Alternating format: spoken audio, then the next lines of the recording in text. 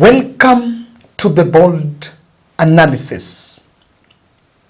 There is this video of the residents in Embu chanting Ruto must go while escorting the deputy president Rigathi Gachagua, while escorting the former president Uhuru Kenyatta heading to where the car was parked.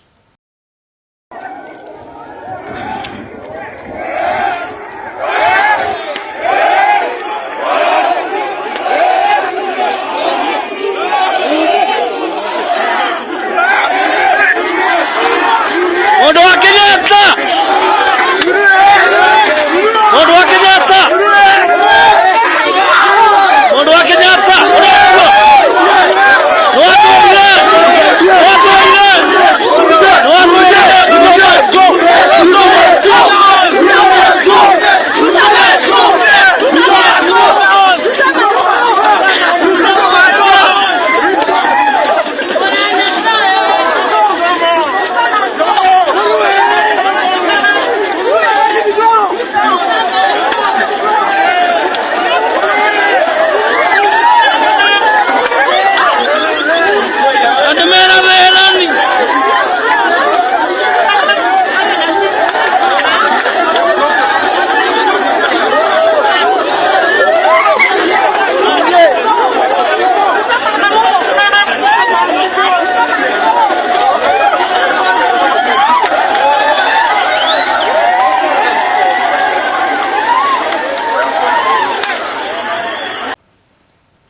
So we've seen this video, and there is also another one of Mount Kenya residents escorting Rigathi Gachagua and chanting Ruto must go. Exclusive reports show that immediately the president came from Embu, he convened a crisis meeting with the intelligence and political think tanks to try to unpack the events of how the harsh reception that he received in Embu. And in this podcast, I want us to look at what are actually the points of focus that the president wants some explanation about. And I'll also try to explain more about what should be the president's next course of action, because the die is cast, and as I said, sometimes things don't just happen. It was a good coincidence that all the leaders were in Embu.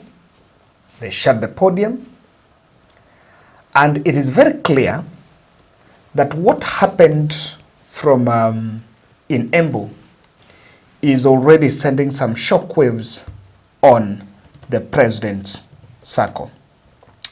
Kindly subscribe to our channel, click the notification bell, and like our videos. We are on a mission, and the mission to achieve 100,000 subscribers before next year. So we are moving. So far today, we've done 91,800. So on our journey to 100,000, we need 9,200 subscribers. Sasa kama huwa unasikiza hii channel na haujai subscribe, kindly just click that red subscription button hapo chini so that it doesn't cost anything. By the way, some people normally feel and say it charge. It doesn't cost even a shilling. It is just your email, and of course your email can also not be accessed by us. That channel, in any YouTube channel, even my channel, back end or front end of the channel, I cannot access your email. So that is why you just click, and the only advantage is that when we publish a video, you'll always get the notification, and so you'll not miss any of our videos. And thank you very much. Since we started this mission, we are heading there. And I believe that I really want to see how we can grow by next year. Tupata hiyo silver tuweke hapa nyuma. I think it will be a very good when we are going to launch a new studio next year, our studio. So when we launch this new studio, I think tutai launch kama kitu shaekwa. Katu shaipata. We need to get it. We are really doing some good job. Now,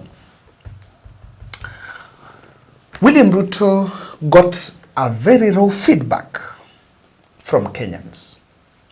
And in fact, the Embu hostility mirrors what is happening in this country.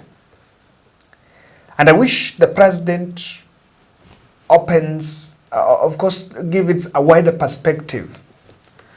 And don't narrow your mind and say it is Mount Kenya. Yes, it happened in Mount Kenya.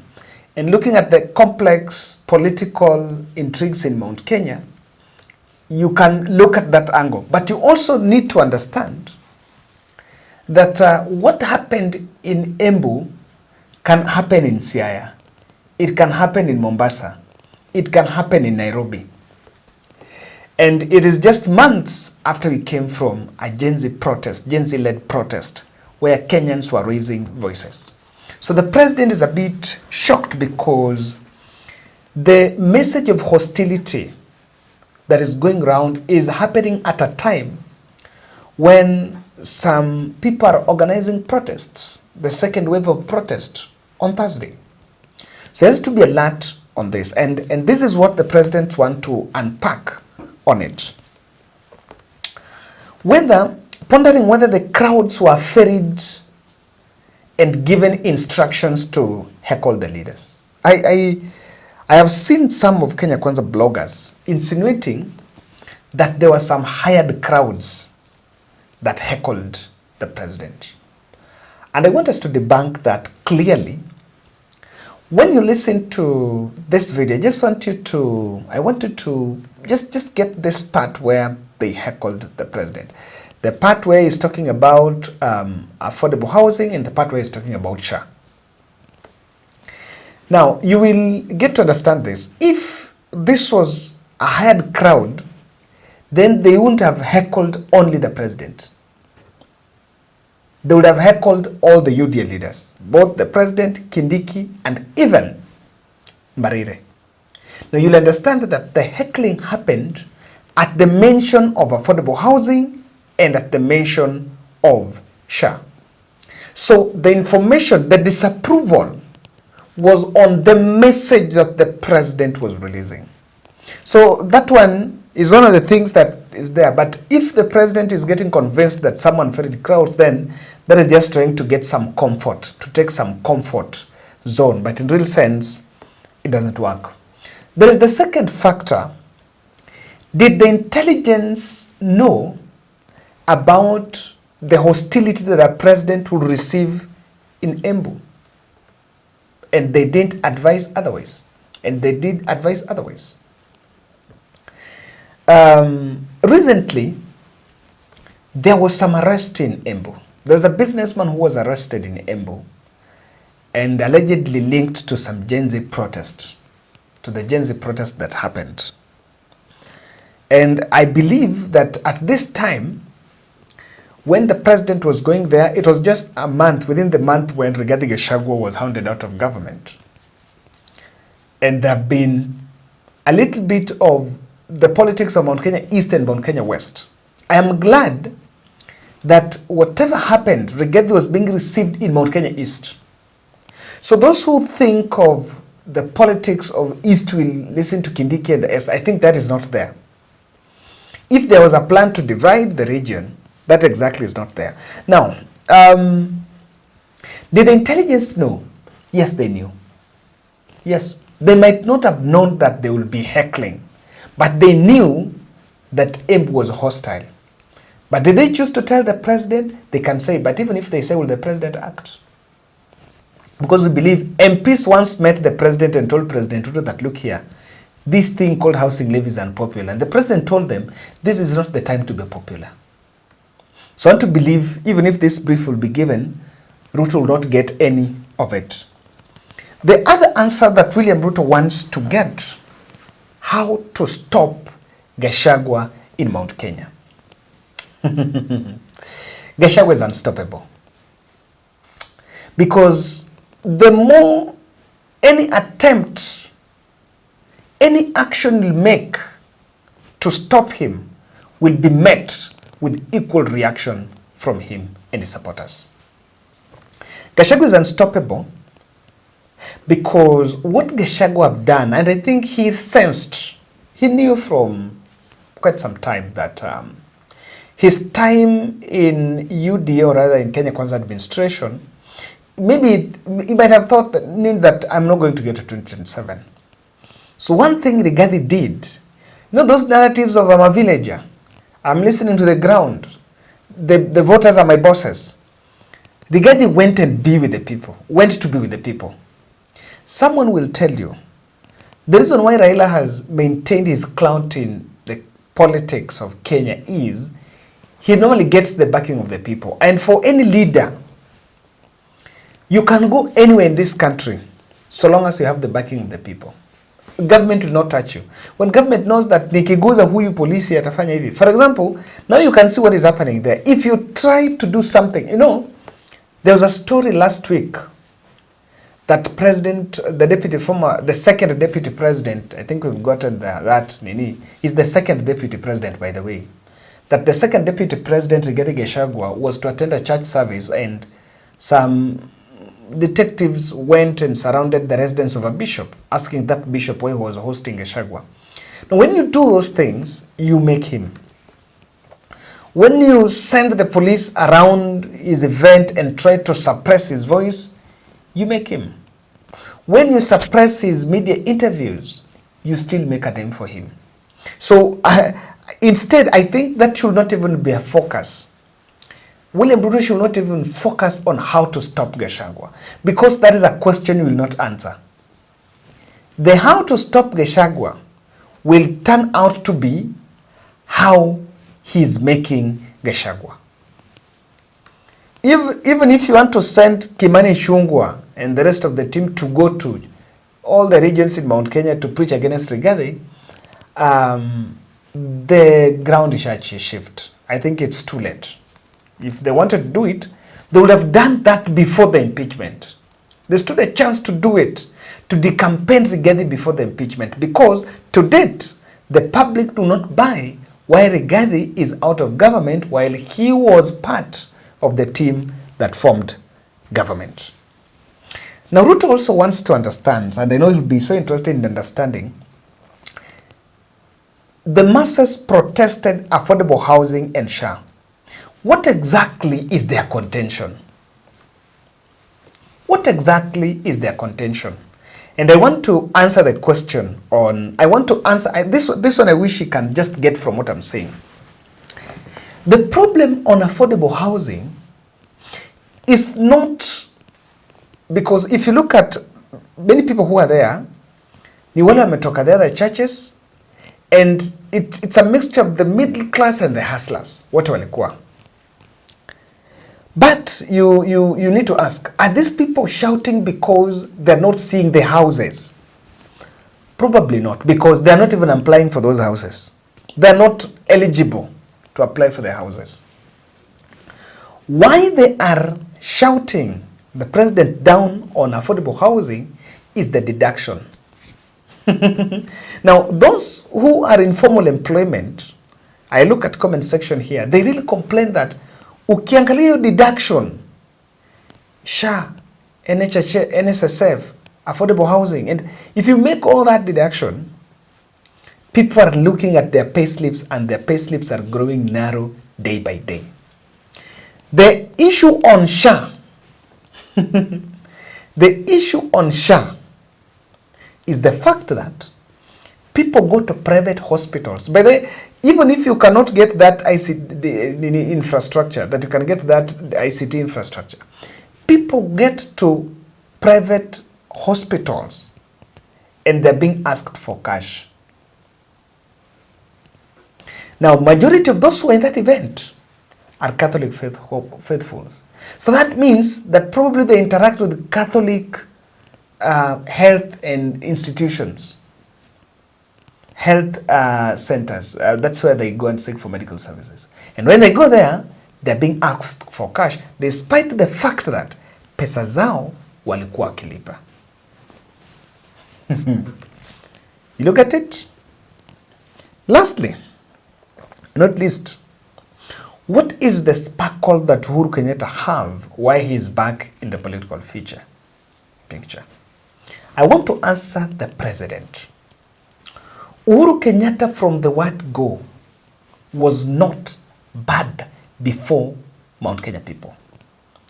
It is the president, William Ruto, that went to tell the people that Uhuru was bad. That Uhuru had betrayed him, Uhuru had abandoned the region, Uhuru had done this, Uhuru had done this. Now, all those things that Uhuru was accused of have now been exposed by the president as just total lies.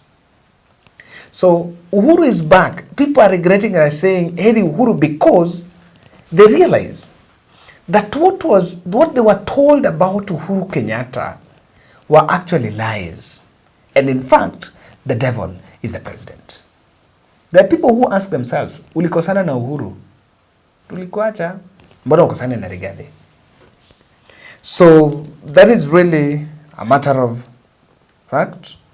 There is also a question of, did Catholic faithfuls organize it? Now that there was, they spoke about the messaging, there was their messaging, but you can relate.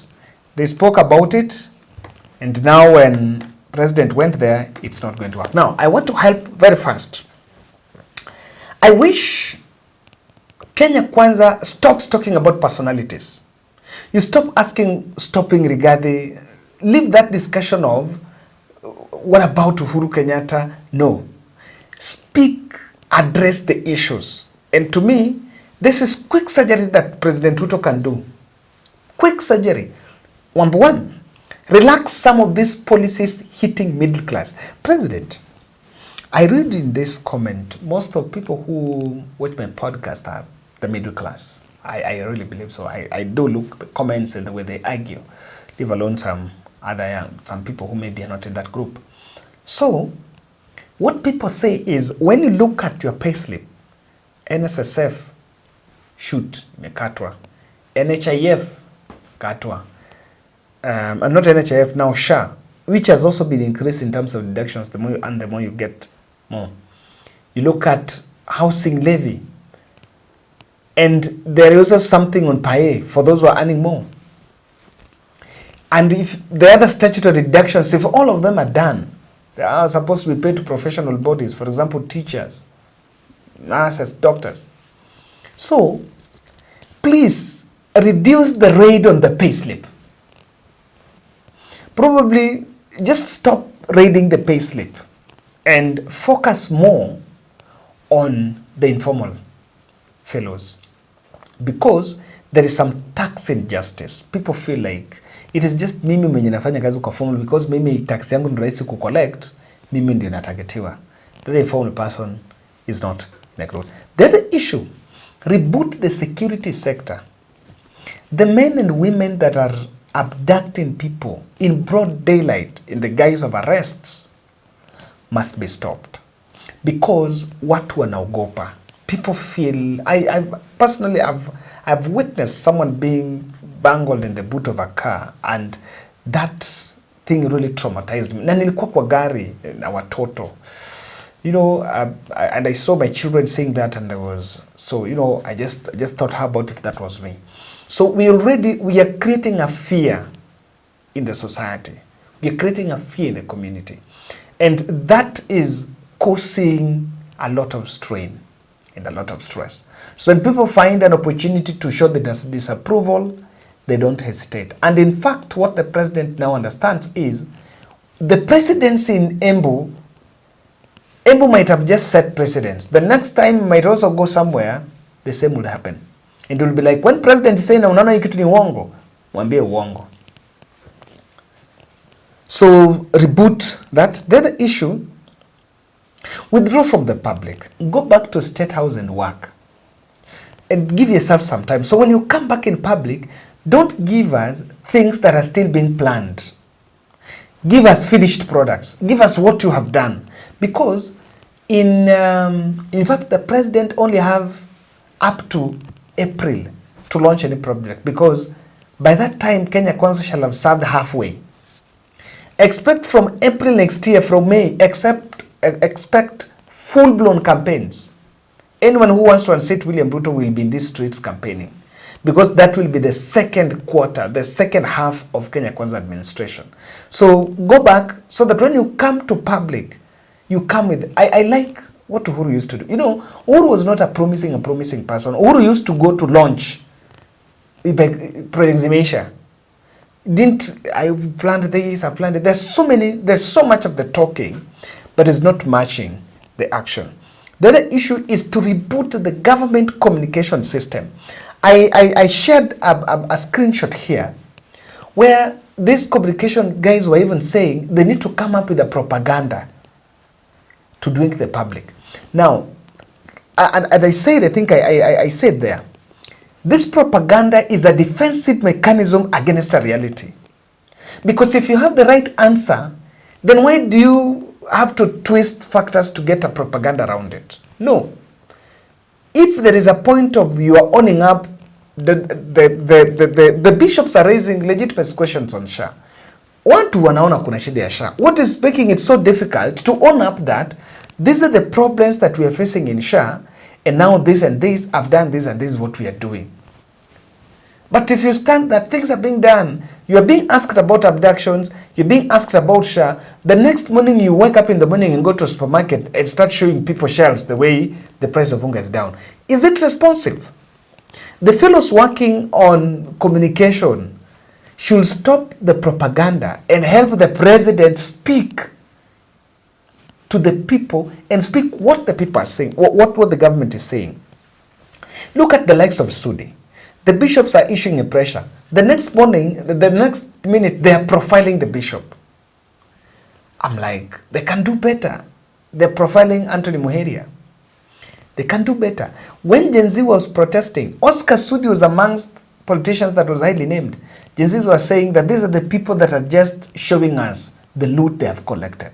So the communication, they need to reboot, stop that propaganda and communicate what the government is. And if there is a place the government needs to own up, I don't know who said that the government cannot be wrong. Yes, if you made a mistake, you made a mistake.